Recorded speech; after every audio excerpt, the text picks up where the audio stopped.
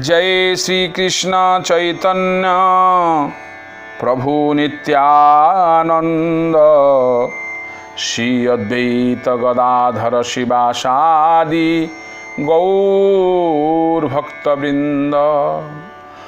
हरे कृष्ण कृष्ण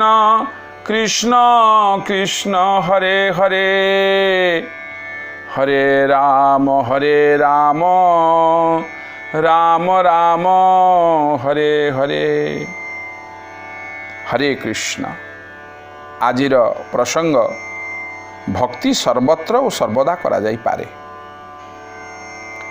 कर्म और ज्ञान प्रत्येक गोटे गोटे साधन। कर्म मार्गरे स्वर्ग प्राप्ति पाई अश्वमेध यज्ञ करा जाए। स्वर्ग प्राप्ति हेबा परे आउ अश्वमेध यज्ञर प्रयोजन हुए नाही। सेहीपरि ज्ञान साधन द्वारा मुक्ति लाभ हेबा परे अर्थात ब्रह्मरे लीन हेबा परे साधन शेष हो जाए। किंतु भक्ति उभय साध्य और साधन। भक्त भक्ति साधन करी पार्षद गति पाइबा परे मध्य भक्ति को त्याग करे नाही। संबंध, अभिधेय और प्रयोजन ये तीनोटी तत्व मध्य भगवान को संबंध तत्व कहा जाए। भगवान को पाइबा पाई जो उपाय ताकू अभिधेय तत्व कहा जाए।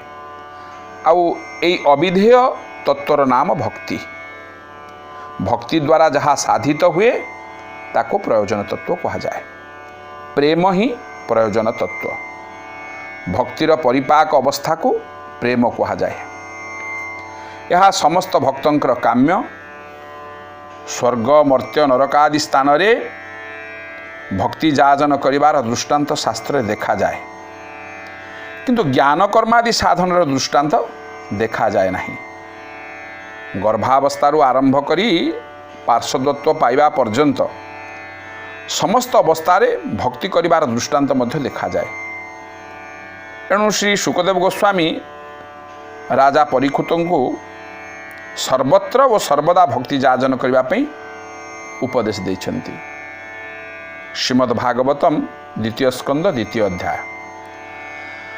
तस्मात् सर्वात्मना राजन् हरिः सर्वत्र सर्वदा श्रोतव्यः कीर्तितव्यश्च स्मर्तव्यः भगवान् नृणाम्।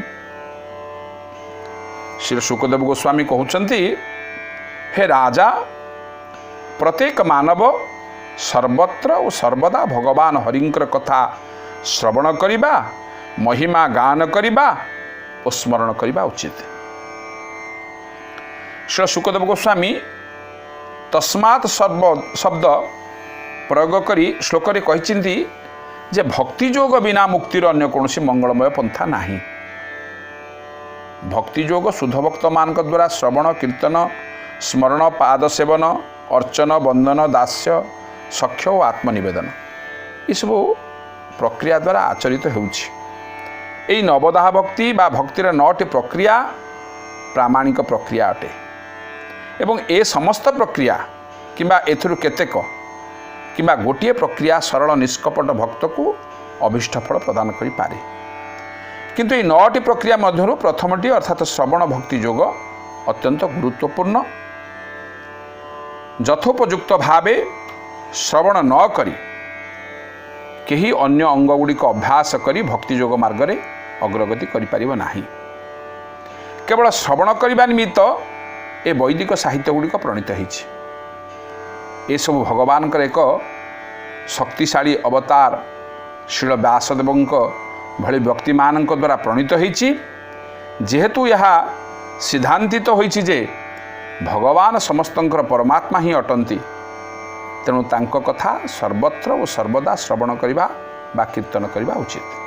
यह होइछि मानवर प्रधान कर्तव्य बा स्वतंत्र कर्तव्य। जेतेबेले मानव सर्वव्यापक भगवान कथा श्रवणरु विरत हुए बा ए कथा श्रवण त्याग करे, सेतेबेले मनुष्यकृत जंत्र व्यवहार करुवा कुश्चित कथा श्रवणर शिकार हुए। जंत्र खराब नुहे, कारण जंत्र को व्यवहार करी बा से जंत्र जरिया आम्भेमाने भगवान को कथा शुणी पारिबा, भगवान कथा श्रवणर लाभ आमे उठे पारिबा। किंतु जंत्र को आमे भगवान को उद्देश्य व्यवहार न करी अन्य तुच्छ उद्देश्य व्यवहार करुवा हेतु यह मानव सभ्यतार अधपतन को आह्वान करुछि। एठारे कहा जाई पारे जे मानव जीवनर श्रेयर मूल सूत्र होछि श्रीमद् भगवद गीता और श्रीमद् भागवतम इत्यादि वैदिक शास्त्र श्रवण करिबा। ये सब वैदिक शास्त्र से श्रवण उद्देश्य ही रचित होइछि। मानवतर प्राणी मानकर ये सब वैदिक शास्त्र श्रवण शक्ति नाही।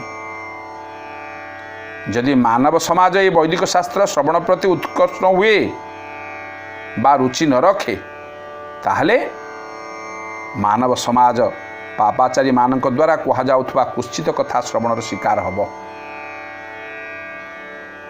ए पापाचारी मानवगण समाजर मान को तलकू नहीं जाइछन्ति। श्रवण कीर्तन और अनुभव सघन हुए।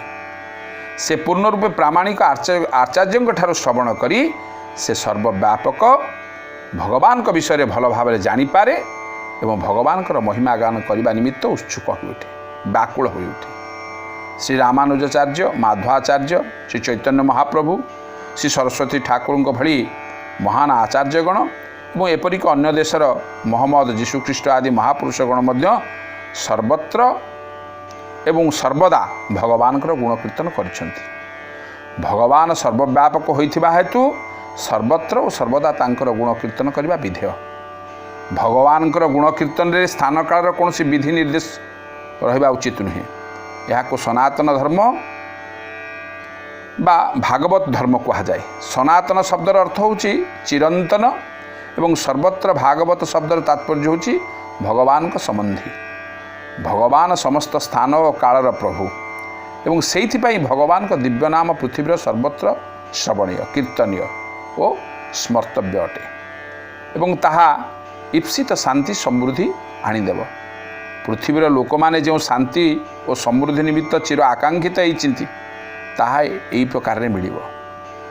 ए श्लोकरे व्यवहृत च शब्दर तात्पर्य होछि भक्ति योगर समस्त प्रक्रिया को यार अंतर्भुक्त करेबा।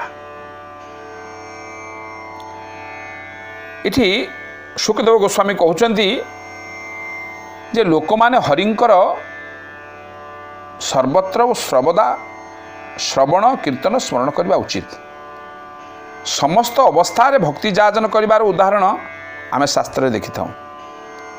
गर्भावस्था रे प्रह्लाद जेतेबेले मातृगर्भरे थिले सेतेबेले नारद मुनि प्रह्लादंकर माता को हरिकथा कहिथिले। गर्भावस्था रे थाई प्रह्लाद हरिकथा श्रवण करिथिबारु तांकर भक्ति जात होइथिला। बाल्यावस्था रे ध्रुव 5 वर्ष बयस रे जमुना कूलस्थ मधुवन रे तपस्या करी श्री नारायण दर्शन पाइथिले। यौवनावस्था रे श्री अम्बरीश महाराज और श्री भरत महाराज युवावस्था रे रही भजन करथिले। वार्धक्य अवस्था रे खट्वांग, जजाति और धृतराष्ट्र प्रभृति वार्धक अवस्था रे भक्ति लाभ करथिले। मृत्यु अवस्था रे अजामिल मृत्यु समय नारायण नाम उच्चारण करी विष्णु पार्षदंकर दर्शन लाभ करथिले और सेमानकर कृपारे भक्ति लाभ करथिले। सेहीपरि स्वर्गरे चित्रकेतु गंधर्व राजा थिले। से स्वर्गरे थाई भक्ति लाभ करथिले। आउ नरकरे श्री नृसिंह पुराण रे कहा जायछि जथा जथा हरेर नाम कीर्तयन्ति स्म नारकाः तथा तथा हरो भक्ति मुदबहंतो दिवं जजुः। अर्थात नरकवासी माने जेपरि हरिनाम कीर्तन करथिले सेपरि हरिभक्ति लाभ करी नरक को उद्धार होई स्वर्ग गमन करथिले। मुमुक्षु अवस्था रे श्रीमद् भागवतम रे कहा जायछि एतद् निर्विद्यमानानाम् इच्छतां कुतो भयम् जोगिनां नृपनिर्णितं हरेर्नामानुकीर्तनम्। इस श्लोक रे निर्विद्यमानानां अर्थ मुमुक्षुणाम सिद्धर स्वामी लिखिछन्ति।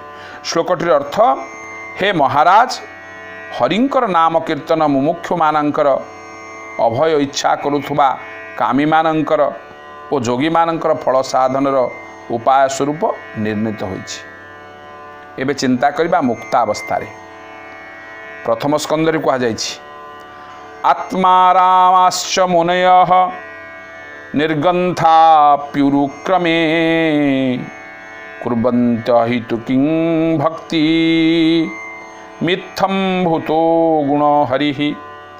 अर्थात हरिंकर एपरी गुण अछि जे मुक्ति लाभ करिथिबा आत्माराम मुनि माने ताहांकठारे अहेतुकी भक्ति करिथांती। भगवानकर पार्षदत्व पाइबा परे नवम स्कंदरे कहा जाइछि मत्सेवाया प्रतितं ते सालोक्यादि चतुष्टयम् नेच्छन्ति सेवया पूर्णाः कूते अन्यात काल विप्लुतम।